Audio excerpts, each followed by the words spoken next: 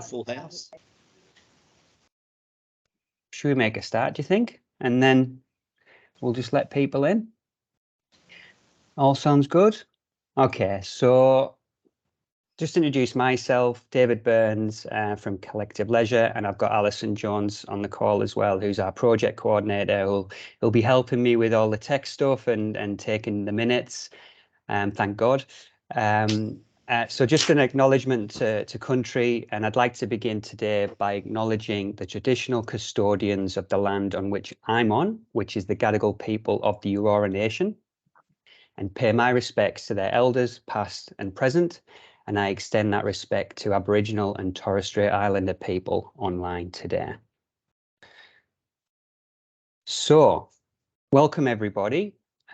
This is our fifth community of practice, which is really exciting, and the first of 2023.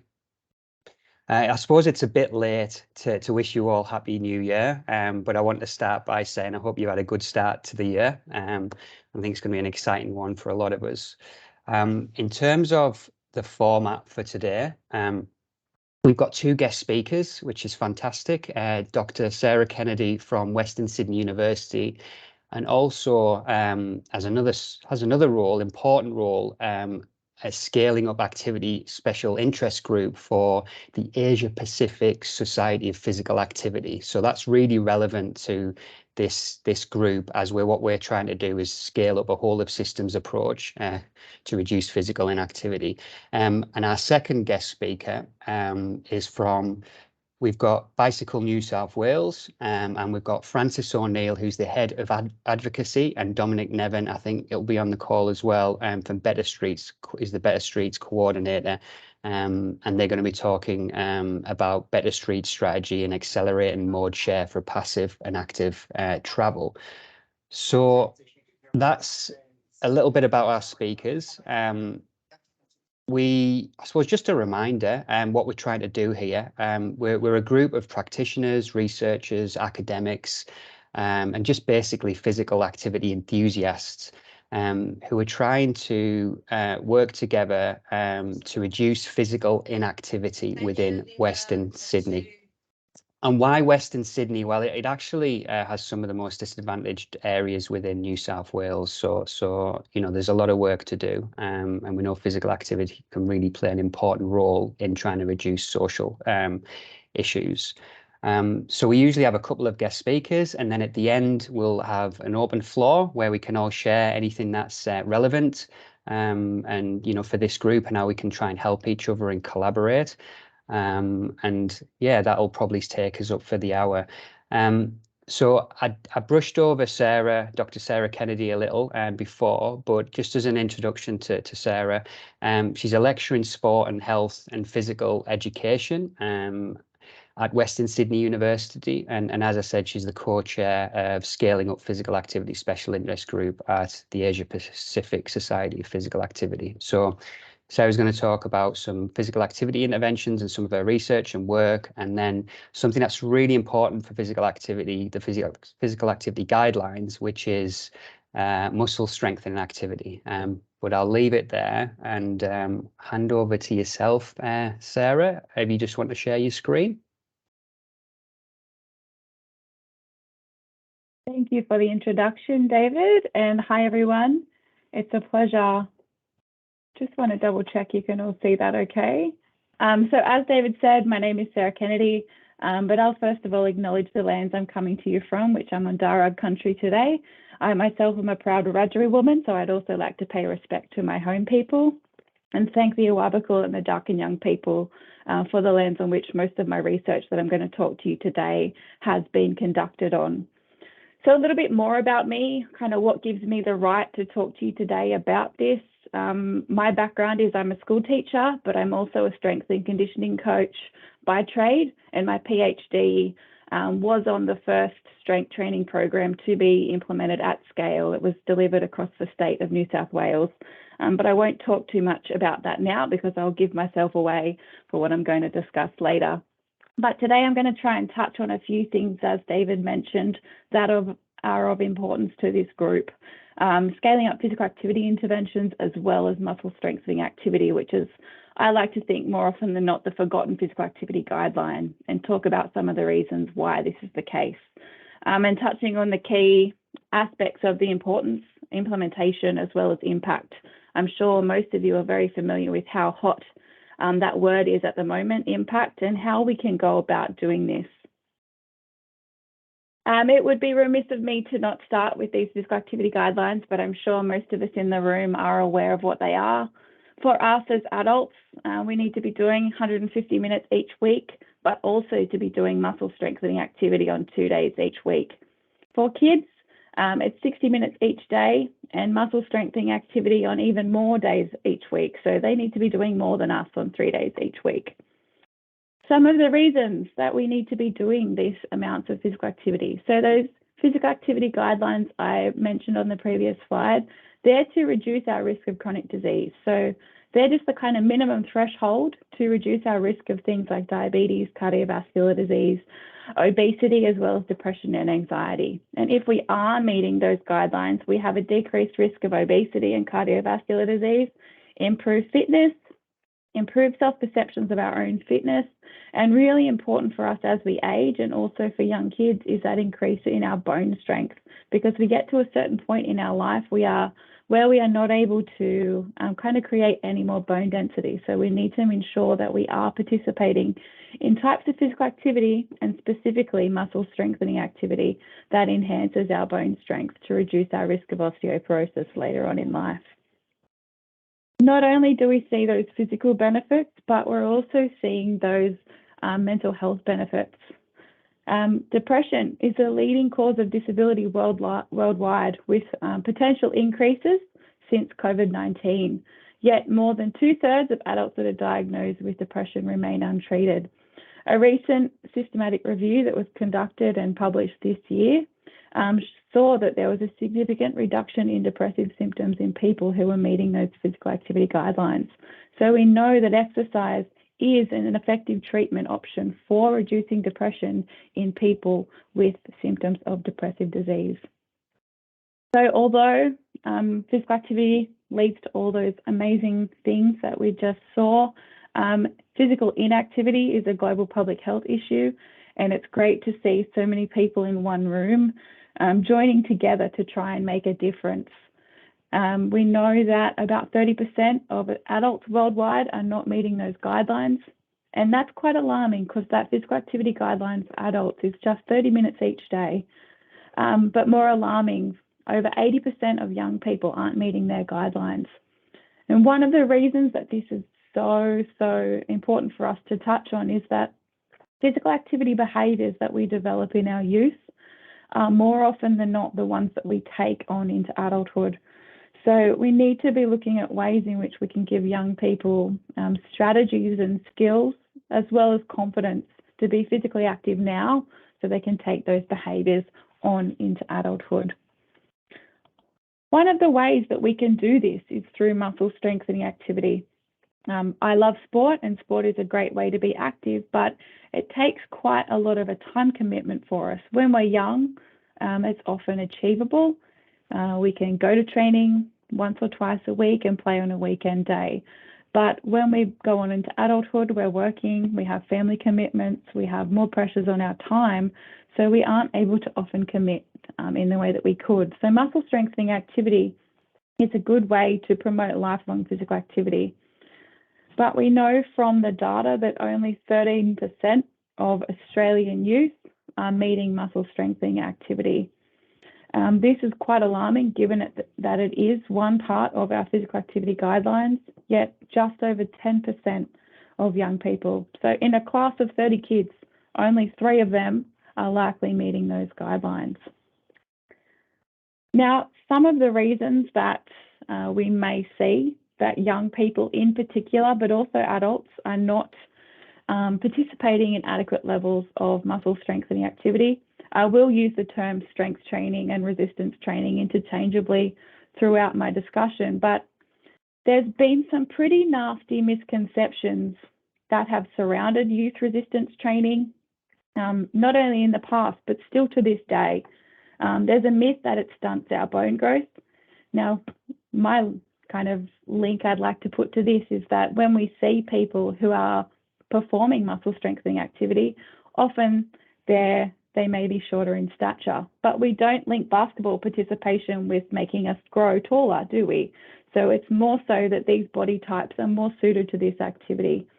Rather than stunting bones, participation in muscle strengthening activity actually enhances bone health, as I noted earlier. There's often myths, and this is something that I'm doing a bit of work in at the moment, that resistance training is only for athletes, but this is not the case. The development of resistance training skill literacy, so the ability to perform skills associated with muscle strengthening activity, is for everyone. The movement patterns of a squat, of a push-up, are really important for us as we age. Being able to carry our own groceries once we get older, and to live a complete life without the need to rely on others to perform tasks of everyday living. That is something that is not only for athletes. There's also a lot of conversation around the fact that we need to wait until the age of 12 or even later, but this is not the case. The incorporation of body weight, resistance band, and even some free weight activities are appropriate from the age of 5 onwards. We also see some conversation happening around the fact that girls get bulky, and this is just not the case.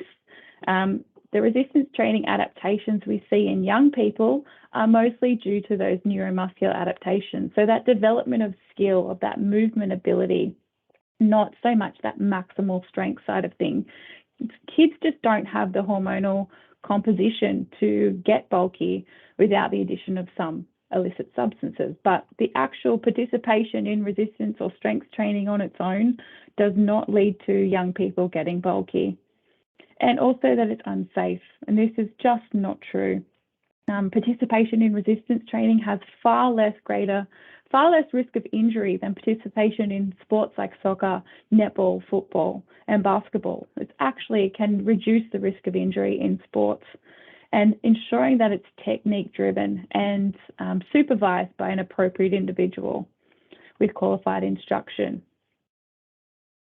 So when it comes to combating inactivity, so increasing that aerobic activity, increasing muscular strengthening activity in young people, as well as adults, over the years we have seen numerous programs done.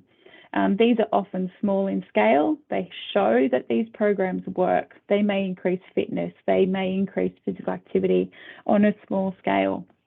But what we often see that is once the research that is driving that change is removed from the equation, we don't see those changes continuing on. So few have progressed from those smaller scale trials into large scale dissemination. We know that this is an emerging public health need, and I'm guessing part of the reason why a lot of you are here today is to find out some ways in which we can work together to ensure that evidence-based programs get up off the ground. How can we take these programs that are being proven to be effective in certain settings out to the masses to make an actual difference? We know that there's greater knowledge translation to community settings when at-scale delivery is supported, and we can have an enhanced public health impact. Using my research as an example, delivering in one school, yes, I may impact the health of 30, 40, maybe even 100 kids if we're lucky, but that needs to get delivered out to more kids in more schools to have that actual public health impact. We need to be implementing these successful interventions at scale to more people to really have the kind of impact behind the work that we're doing. Why stop once we've been able to show that effect if we're not going to then continue that delivery? And it's great to see people from various organisations, health districts and government organisations within this group today that obviously have that drive to find out what are the effective programs that are improving youth health and how can we get them to that next stage. So one of the key things that we have in Scale Up Science, and this is a lot of my role with the ASPA Super SIG, we love acronyms. I think David already noted, Asia Pacific Society of Physical Activity, Scaling Up Physical Activity Special Interest Group. But I really like that we have the acronym of SUPER in our moniker. So along the scale up journey, and I apologize for using that term journey, but we have various stages. So we have the development of the program. We have that kind of initial efficacy testing, is where we're testing, does it work? Does it work in kind of the best case scenario? The gold standard intervention, does that actually make a difference? Then we go on to our real world trial, where we kind of take it out to more people in more schools. And I'll show you a school-based example of this to make a little bit more sense of it. And then we have that kind of dissemination, or the at-scale delivery. As you can see from my 4 little burgundy boxes there are various ways in which we can get that end goal of dissemination. We have our comprehensive studies that do all 4. We have efficacy emitters, which do 3 of those. We have our trial emitter, which do 3 as well. Or we just have our at-scale cheeky dissemination people who go from number 1 to number 4. And this, more often than not, if we do say at-scale dissemination happening, is when someone has a fantastic idea, there is funding there that needs to be used, or someone in a position of power has a big driver to get something happening. So we go straight from development to dissemination. This is fantastic for the kind of people who are getting the program, but one of the issues is that we don't actually know if that program has that kind of efficacy behind it to be delivering at scale. So here's just a little visual of kind of what we can see in that intervention translational journey from development to dissemination. And we can see as we move along there, the kind of the scale, the reach, and the potential impact of a program enhances as we move along. So this is where I come to my school example, where this is my PhD project, which is called Resistance Training for Teens, which I noted at the start, which was the first resistance training program to be delivered at scale in schools. Now, resistance training for teens in its current format was in that kind of level 4, that at-scale dissemination, but it started back here as a smaller scale trial. This was then adapted into a bigger trial and then went on to the dissemination. So it started off as a small trial in a few schools. I spoke to you before about the plus side of going from dissemination to from development to dissemination straight away, is that it's quite quick, but we don't have that efficacy behind it. The downside of this comprehensive pathway is that this took about 12 years to get to this point. You've got to wait for funding, you've got to recruit schools and kids to get to this point. But the end program is an evidence-based, rigorously evaluated trial that is now going to be delivered in a stage 5 that we haven't added to the diagram here, partnering with the Department of Education as well as some LHDs from New South Wales Health to now look more at the reasoning as to why it has been so successful. So we know that it works, but it takes a lot of time. So we've got to try and weigh up the pros and the cons when we are looking at going to scale.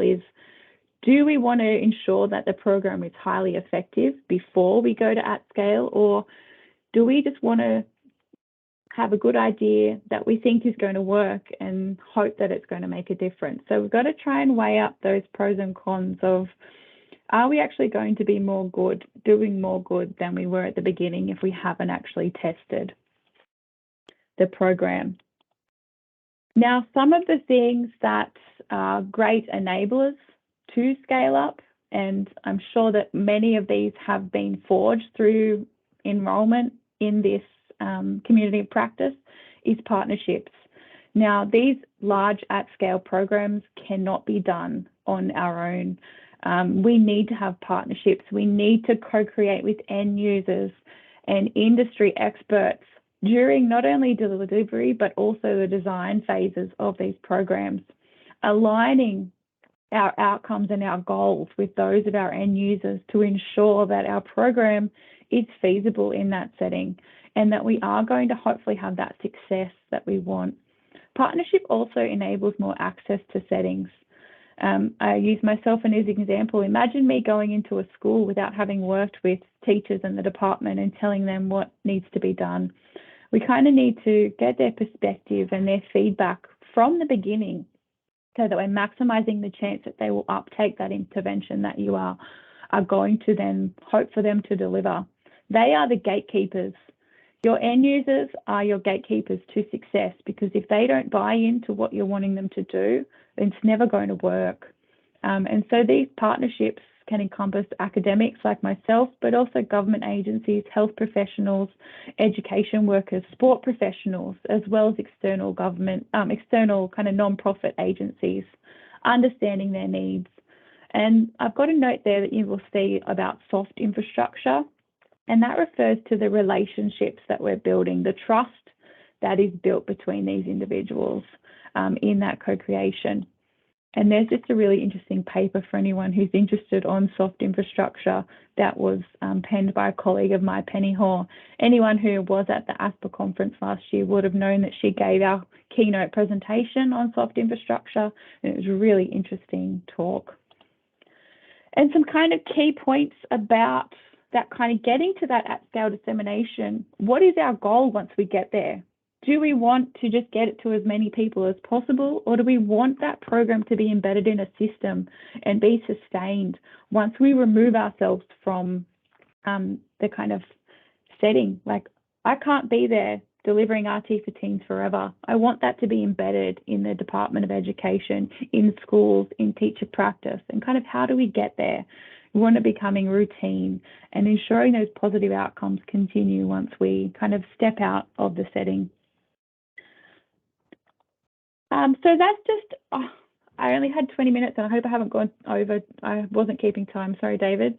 But wanting to give you an insight into muscle strengthening activity, scale up as a science, but also as a real world example, and how the two have intersected in my world, to give you some examples of what can be done to overcome some really, really kind of key issues in youth inactivity. But where to next? I see a point where education, community and government, as well as the sporting sector, we need to work together. We all have an important role to play in impacting youth health, not only in our own settings, but also to work together to see commonalities that we're facing, and kind of come together with an action plan and some key indicators of success that we may be able to learn from each other. We can combat the misinformation, and I use that word specifically related to resistance training and the misinformation that has caused chaos in the uptake of this behaviour for young people, and to enhance knowledge and understanding for youth, not only in muscle strengthening activity, but for physical activity as a whole. We've got some great projects in the pipeline in sport, schools and community. So if anyone is interested at all in being involved in any of those in a capacity once it gets to that point, please send me an email. So I have your contact details to reach out to when we get to the point where we are able to recruit and all of that. But I will stop there. I think I've done well for time. Sorry if not, David, and pass it over for questions. Yeah, terrific, Sarah. Well done, and congratulations on all your work. You covered a lot of ground there, and I think we could unpack that for hours. I wanted to I wanted to put it out to the group if you've got any questions. Put it out to the group if you've got any questions. David, just a quick one, just in relevance to the Western Sydney area. Sarah, is there any data specifically highlighting your findings of your findings higher area, obviously in Western Sydney? Higher area, obviously in Western Sydney. Have you dissected the data at all? Have you dissected the data at all? I did note from the schools that are involved in RTC schools, we had quite a high proportion of Western Sydney schools, so a lot of interest from them. A lot of interest from them, probably 3 or 4 of my workshops in Western Sydney over the past 5 years. So there's quite a lot of interest 5 years. And we're now in the process of training up the project for the next phase. But I'm actually quite interested to go back into the data and see how many of the schools work from Western Sydney, how many of the schools work from Western Sydney. Because I'm originally from Newcastle, but now that I've come here, have more of a vested interest in this area, have more of a vested interest in this area and seeing the kind of diversity of individuals and how we can combat that inactivity. It's actually probably given me a little job to do for next week, to go back and see for next week, because there's no kind of separate data or anything, but I do have the data from the schools that are involved. So I might have to go back and have a look at that. I might have to go back and have a look at that. Good question, Lauren. I think, keeping the relevance to this group, keeping the boundaries of Western Sydney, what we're looking at, the boundaries of Western Sydney, what we're looking at, helpful. Elizabeth from the Heart Foundation, helpful. Did you have Elizabeth from the Heart Foundation? I do. Sarah, well done. Great work. I do. Sarah, to see you again. Great work. Yeah, good to see you. Yeah, good to see you. I look at things from Western Sydney because it's where my heart is, but Western Sydney nationally as well for the Heart Foundation. Nationally as well for the Heart Foundation. Scale up at the moment to go national outside of New South Wales. To go national and outside of New South Wales. We're partnering with people from Victoria. We're partnering with Australia as well as Queensland, and hoping to get to the point where we can run trials, to get to the point where we can run trials, those contexts adapted in for those contexts in the demographics, because we understand that the demographics state borders can even be individuals across state borders, has a lot to do as well with, and that has a lot to do as well with the way in which we're able to embed this, and the way in which we're able to embed this. So that's something that we're working with on how we can align it to the curriculum, to how we can align it to the curriculum. In those states to run efficacy trials to test across the board, across the country, because across the board, across the country. We've now made so much of a difference in New South Wales. We've now made so much of a difference incorporated into the updated school activity guidelines. So there'll be more information for teachers. So there'll be more information for teachers. The old guidelines were so outdated, and the old guidelines were so outdated. Olympic lifting, kind of barbell heavy lifting work, and kind of barbell heavy lifting work, and didn't have a kind of foundational introduction. The hope that will be so there's delivered across the country at some point. Hopefully it doesn't take as long at some point, but hopefully it may do. In time,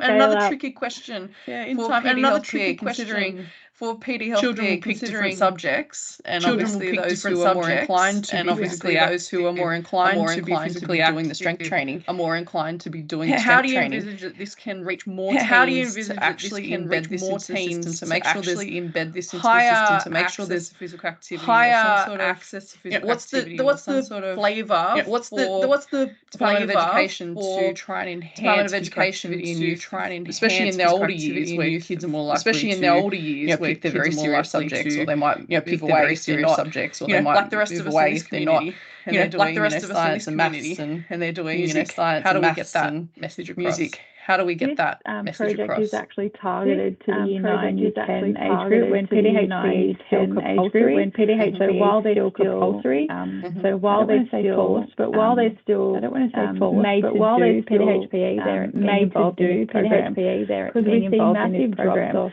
Because we see massive drops off once they get to that year 11 and 12. Once they get to that year 11 and 12, but that I suggest is that they haven't been given the skills, is that they haven't been given the skills going to suit their schedule, that is going to suit their schedule, in those once they are doing it in those, so working part-time, delivering this program in that year 9, year 10 age group, and also having elements of age group, and also having elements of year 7 and year 8, and also doing work in primary schools, and also doing work in primary schools, knowledge, so that they've developed this confidence to then continue to do this in their own time, continue to do this in their own time. And we're doing another study, and we're doing another study with high intensity year 11 and 12. So try and focus on that time efficiency. Try and focus on that project efficiency.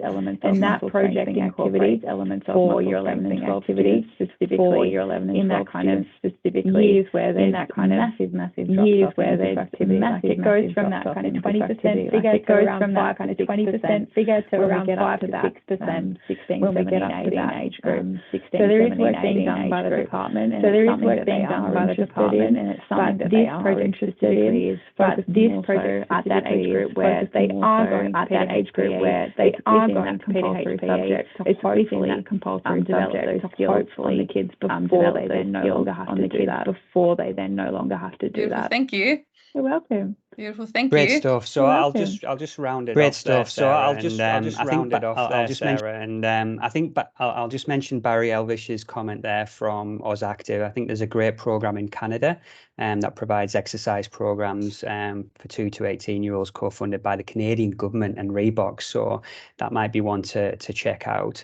And I think finally for me, partnerships comes through really strong from your presentation there, and this is what this group's all about. It's going to take a bit of a while to find out who's who in the zoo, but bringing those different partners from across the sector and the different parts of the system is what we're trying to do. For them, we can work with you on projects like this to improve physical activity and strength of people. So congratulations and thanks again. So we'll just shift gears a little bit for our next presentation. So we've got Bicycle New South Wales. Francis, are you there? Yeah, I am. You are? Excellent. Yeah, excellent. So Francis is the head of advocacy Bicycle New South Wales, and I'll hand it over to you. Thank you.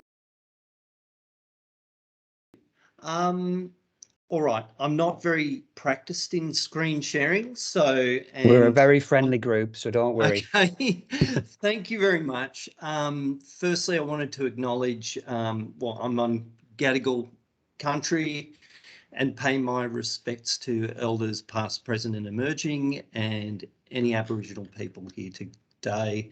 Thank you so much, Sarah. Excellent presentation.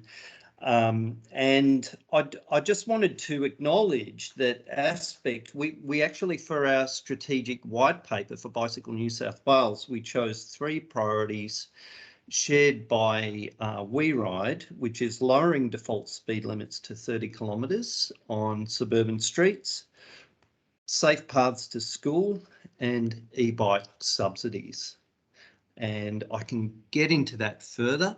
I just wanted to also acknowledge the presence of Elizabeth. You answered my question. I've been meaning to email you for months. It's been a crazy hectic time, but I'm going to do it after this, right? Okay, now, and thank you, David and Charlene. Thank you very much for inviting us. I'm going to share this part of the screen. So I'll be talking about Bicycle New South Wales has been advocating for better bicycle infrastructure and more people riding, less driving for 47 years. The key ingredient to getting mode shift and a healthier population environment, more beautiful streets, of course, is safety, and that only comes through infrastructure. So as you can see, this from Copenhagenize pretty much sums it up, what we're faced with. And I'm just sharing a screen from an article we recently wrote about motor monomania, or car brain, because we all drive, nearly all of us drive, and cars are beautiful things. But and then I'll segue into better streets, because what happens with this car brain, and there was a recent UK study, is that basically when you think of anything health related that is socially unacceptable, it's suddenly becomes socially acceptable when it relates to the car. And the study was done such that for instance, smoking, 75% of people agree with the statement, people shouldn't smoke in highly populated areas where others can breathe in cigarette fumes. When it was changed to car exhaust, only 17% agreed. Risk, 61% of people agree that risk was a natural part of driving, whereas just 31% agreed when driving was changed to working. I think that the starkest contrast of all, and it continually amazes me that I draw a blank over this, is that between 1962 to 1975, all the Australians that died in wars doesn't equal all the Australians that died on our roads just in 2022. Okay, so, and on top of that, we're looking at we're dealing with motorways, especially out west, the M7, the M12, that have actually admitted to their shareholders that congestion and rising traffic tolls on the back of inflation is a winner. It is a winner. And so we have motorways justifying more roads and utilising the limited space for public transport and using that for more laneways. So it's this car brain running into policy and running into practice and procurement. So despite this, Transport for New South Wales have some wonderful policies, such as the road user space allocation policy, which puts pedestrians and cyclists first. We also have providing for walking and cycling, and the future transport strategies, active transport strategies, all of which preference active travel to replace the 2 million car trips made every day in Australia that are under 2 kilometres. So, and the result of decades of car-focused planning at the expense of walking and cycling has resulted in 25% of Australian children now regarded as overweight or obese, and tragically 67% of adults. Also, there are more young people dying in traffic than from any other cause, including cancer. So, staggering. If it was a war, the war would be over, the government would be out. But what we're dealing with is car-focused thinking and how to get around it. So, as I was saying, we have the policies in place, but advocacy groups around the country, C1s, Australia, New Zealand, of which Bicycle New South Wales are members, have been grinding away for years, trying to get incremental change, more often than not working in silos. So with the Better Streets campaign, it's more or less been grafted from the London cycling project, which saw a massive uptake of bicycle riding, which was helped by a sympathetic government, and whatever Boris Johnson's faults were, he was definitely pro-bike. In Sydney, we've got Clover Moore and a lot of councils that are much more amenable to cycling and walking. They all have to have active transport plans and they all have to be acting on them. So basically, the Better Streets model is a broad-based coalition. It's not a single group, but many groups. It's a collective movement so that we can get more for our communities faster. And it's created to increase effectiveness of grassroots campaigning. So our asks, the Better Streets vision is safe streets, so safe places to walk and cycle, and engineering safer streets. So basically narrower streets, slower traffic movements, prioritising pedestrians over car traffic in suburban streets, and of course bicycles. And wherever you have separated infrastructure for bicycles, it improves pedestrian safety yet again. So healthy streets, and the Healthy Streets movement, again from the UK, have a lot of resources, and we want healthy streets for walking, wheeling, riding, etc., that allow children to get to and from school or wherever safely. And, you know, a big part of the story, as you know, 25%, or may not know, 25% of carbon emissions are derived from the transport network, mostly individual car use. And I go back to the 2 million unnecessary car trips made every day, a lot of them during school pick-up and drop-off times because the streets are deemed too unsafe for children. So our key asks, now obviously the first question may be, where did you come up with these numbers? Some of the numbers are arbitrary and we're shooting for the clouds because that way we know we'll get above the trees. So our key asks are that 75% of students walk, scoot, cycle or take public transport to school daily. We want to enable kids to be safe and independent by adopting 30km/h speeds in local residential streets and urban centres. A handful of councils have taken this up. In Wollongong is one example. Queensland is having good inroads.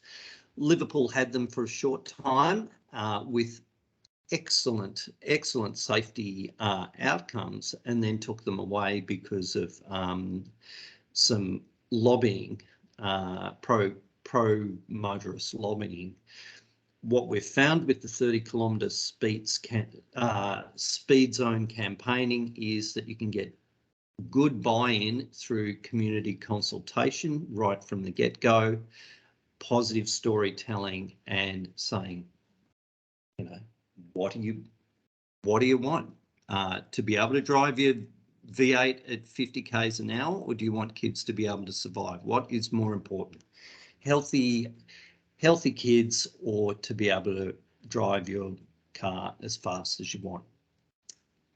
Also, the outcomes where there is a culture supporting pedestrianisation and bicycle riding, wheelchairs, scooting, outdoor living, it's fantastic for business. And Queensland Transport did a study, UK government did a study. The return on investment for every dollar spent is for basic bicycle infrastructure, for example, it's 5 to 1.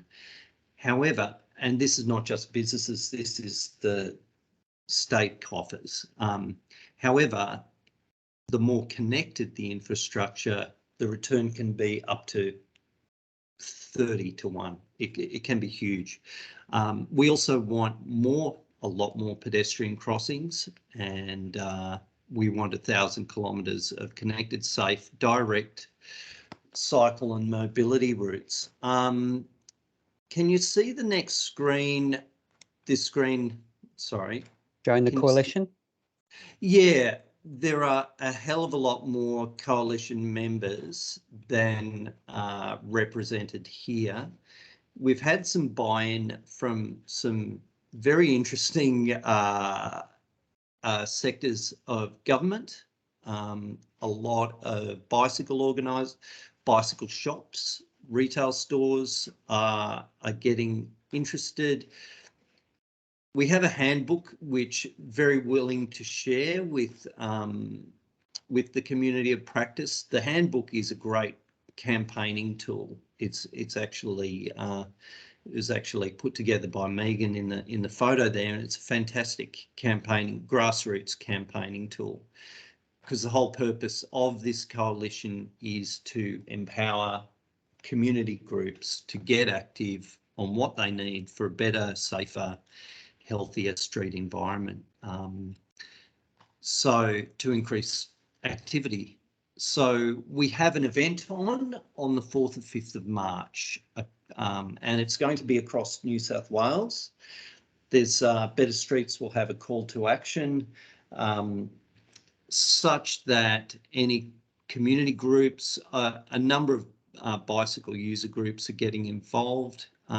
There's a Better Streets walk and ride from Circular Quay in Sydney, but looking forward to supporting and hearing about other Better Streets activities in other parts of the state, because it's for the whole of New South Wales.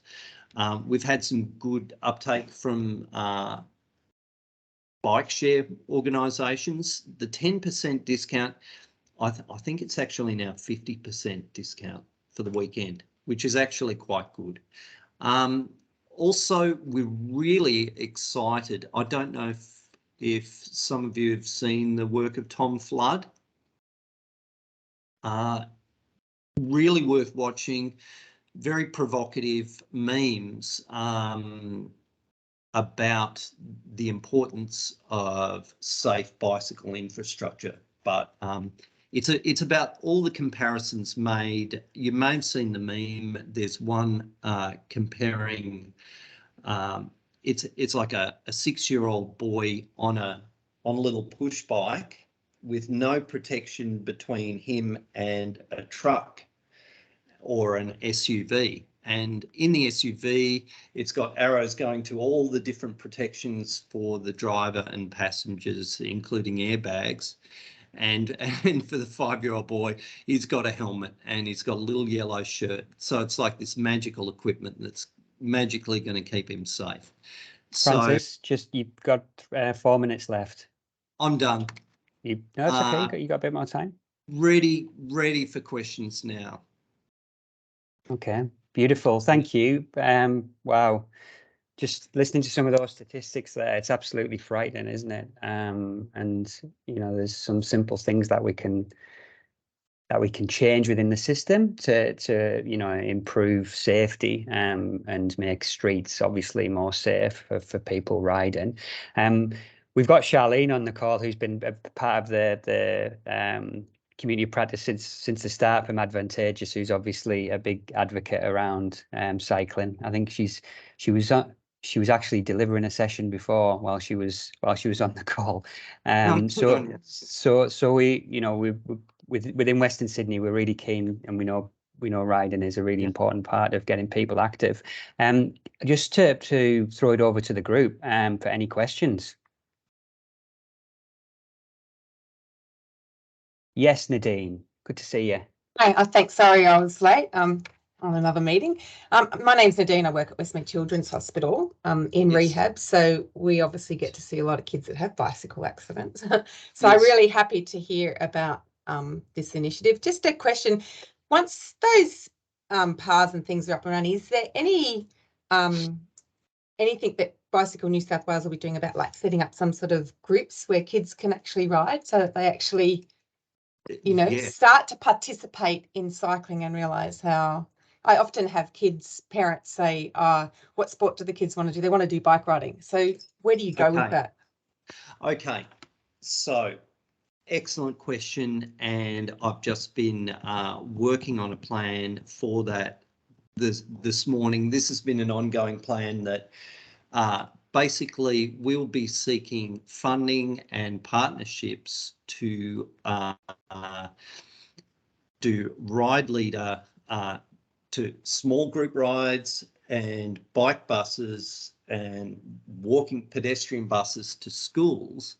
But it'll be a ride leader program and bike and pedestrian buses to schools, and we'll be working on either or both funding through transport for New South Wales and health to activate that through schools, and a perfect partner to engage the work. And it's the bugs such as Western Sydney Cycle Network. These bugs have a wealth of knowledge. A lot of the members are now getting on, and it's a great way of passing the torch and sharing the enthusiasm for bike riding among, and empowering mums and dads, grandparents and kids to ride to school, walk to school, instead of, doing the whole kiss and drive hamster wheel. Yeah, thank you. The other just quick question, have you thought about engaging with someone like Race Running Australia who have disabled bikes for children?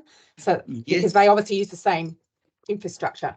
So that there's inclusion there with those groups, because they can do exactly what someone on a bike does. These are kids that are normally in wheelchairs. So again, fantastic question. My background was disabilities and mental health. On that subject of mental health, there are peer-reviewed studies done on the effect of morning sun on the retina during physical activity that increases serotonin levels. Now, when it comes to disability, interesting you said that. I've actually reached out to People with Disability Australia, really happy to take any emails from the group and share my email with the whole group, because this is something I'm passionate about. Yeah, I think DSA would probably be the place to start with that, because they've got all the knowledge of all that. Disability Australia. Disability Sports Australia. Disability Sports Australia, and they're involved in this group as well. Muriel Burns, the CEO. What we'll do with the minutes, we'll provide everybody's email address, and then if there's any questions, this is what this group's about. It's about connecting the dots, because I know Laurie, Janine, you've got some questions as well, but we're running out of time, and I just wanted to give everybody an opportunity. Let's have a bit of fun. Maybe if I just call your name and say you've got like 30 seconds, if there's anything particular that you wanted to share, or even just say where you're from, because we've got like 5 minutes left. So it might be just something what's important for the year, or to share with this group. So I'll go to you, Laurie, first. Okay, sorry, I'm a pain in the butt, I know, David. Not at all. Great to see you, Francis, and connecting. And I'm a big supporter of what you're doing, and certainly more education. It's just timely that I was a first responder to an incident the other day. A cyclist hit just near my local area. I'm lucky enough to live near Brow Waters, and that beautiful area. It tends to be a magnet to a lot of bike riders, which the roads are horrendous. They are one lane at best. They are Galston Gorge, they drive through. I don't know how they navigate Galston Gorge. When I'm in a car, I don't like Galston Gorge. So how do we look at the opposite side as well? And how do we get these guys to stop risking their lives, and also the anxiety that it gives car drivers as well when you have the combination of both on roads like this? I'd like to sort of see that discussion happen as well, and just thought I'd put it out there. But I'll be quiet, I promise, David. I never wanted, Laurie. You've always got lots of great things to say. But we'll take that question on notice, I think. But Alison, from the Health District, Southern Western. You're putting me on the spot here. No, I could just say great to hear from Francis and Bicycle New South Wales. As a government organisation, we can't be advocating directly for these things with the public. But yeah, I would just encourage everyone here to go and check out the Better Streets website and just personally start to advocate for these sorts of facilities within your local area. Start to make a noise with your local politicians so that, you know, everyone is asking for the same thing. So we're all asking for slower streets. We're all asking for more cycle space. We're all asking for these things because these are the things that we need to get people in Western Sydney active. So I guess that's what I would say to everyone. Thanks. Beautiful. Thank you. Barry Elvish from AusActive. Just unmute there, Barry. Thanks, David. I've just been passing a few comments in the chat line there, so I'll leave it there. But great to be involved, and hopefully we can get something concrete happening besides talking about it. Yeah, love it. Love it. Thanks, Barry. Ben Smith from Sydney University. Fantastic presentations. I'll just echo what Barry said. I think there's a clear need for us to sit down and work out how we can act on these things, how we can form some working groups and build the kind of collaborations that Sarah was talking about. Thanks. Thank you. Christian Cordova.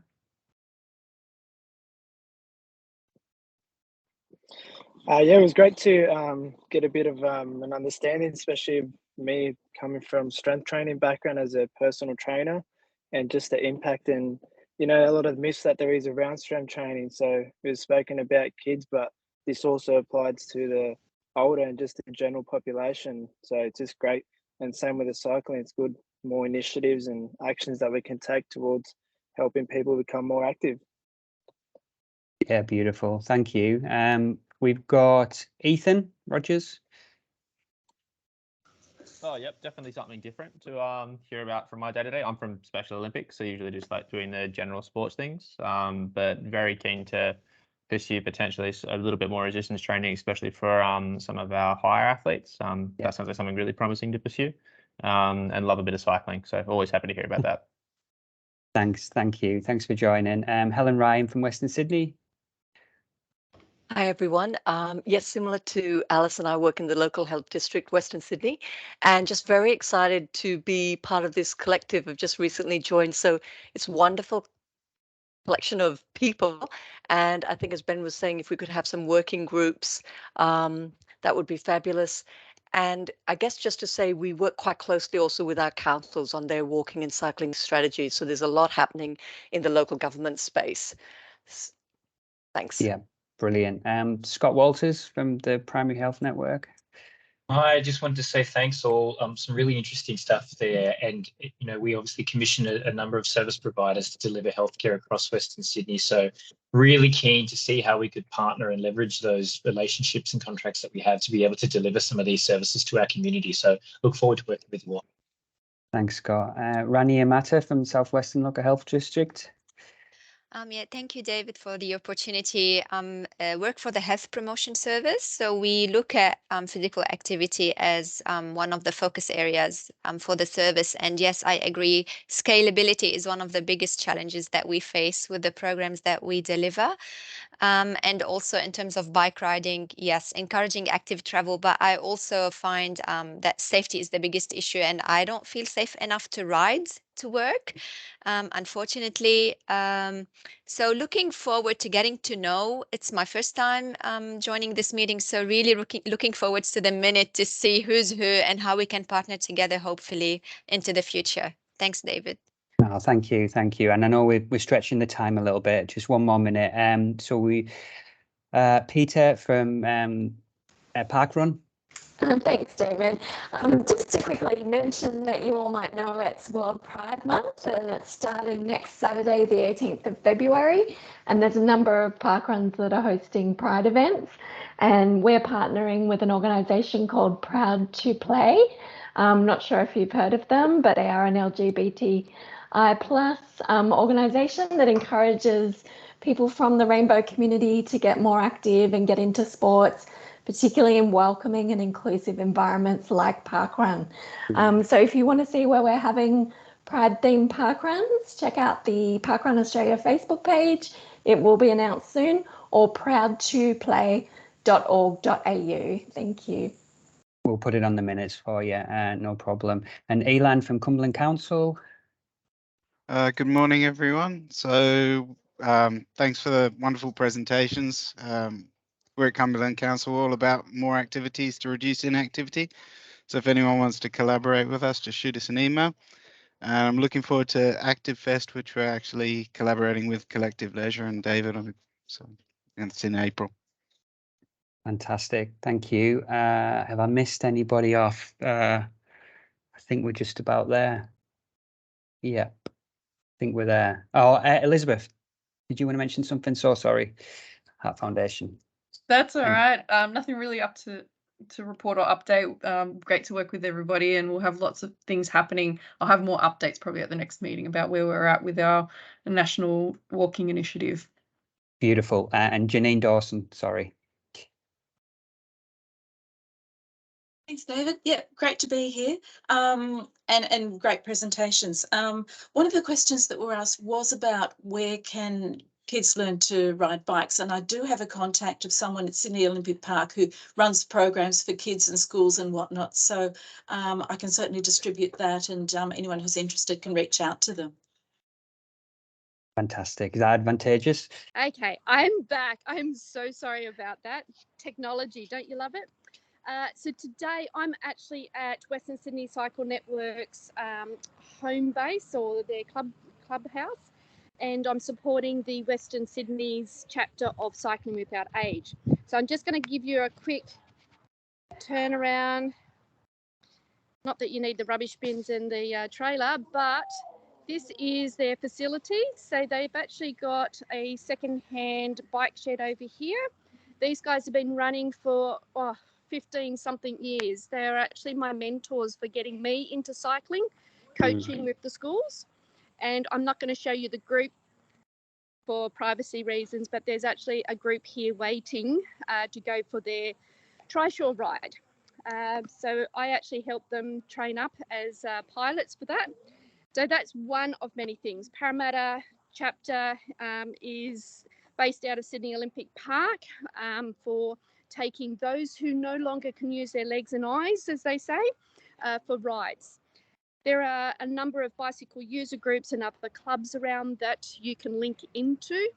And Advantageous, the social enterprise that I operate, we have the Active Kids school program or after school program for learning bike confidence. Places to ride, I highly recommend the Prospect Pipeline that goes from Guildford to Prospect Reservoir, and the river foreshore of Parramatta River, so between Parramatta and Sydney Olympic Park. Find your local road safety tracks for children. For adults, you've got Parramatta Park. Go on to Destination New South Wales. It's got a list of all the amazing places you can ride through Western Sydney. I'm putting a ride together on the 4th of March for Gear Up Girl Western Sydney, and we're actually going to work with Western Sydney Cycle Network. They're going to ride from Adams Park along the Liverpool Rail Trail and the Prospect Pipeline Canal, and ending up at Prospect Reservoir. I'll lead the ride from Bungarraby Park in Western Sydney Parklands at Doonside, and we'll go along the M7 cycleway into the reservoir, and the plan is to meet up and have lunch. So there are lots of places to get out that are traffic-free environments for us to be riding, certainly a safer place to be riding as well. So thank you for your time. I would love to see someone out on the bike path, wave, say hello, and have those conversations of how do we make this better? How do we get Western Sydney moving? Beautiful. Thank you so much for your time, everybody. Sorry it stretched a little bit over, but yeah, wish you all well, and we'll send out the minutes and the recording shortly, and then yeah, hopefully see you all again in 8 weeks. Take care and keep up the fantastic work.